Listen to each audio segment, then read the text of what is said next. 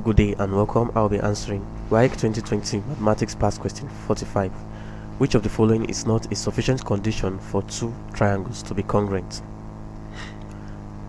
Now, we can say in mathematics that when two triangles are congruent, for us to see that two triangles are congruent, it simply means that they have corresponding sides, that the three sides are the same, or they have two sides the same and one angle the same, like this, or they have angle side angle the same, or they have angle then the next angle and then the following sides the same.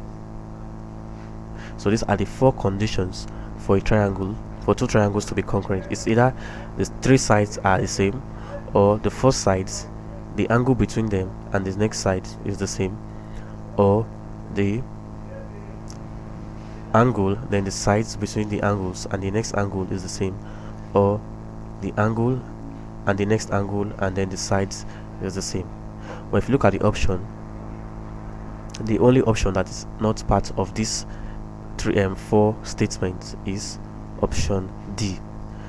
Here says that the two sides are the same, then the angle after them is the same, which is very wrong. So this makes it the answer to the question. These are the four conditions for two triangles to be congruent. So this is the answer to the question. Thank you, and ensure to subscribe to the channel for more videos and past questions.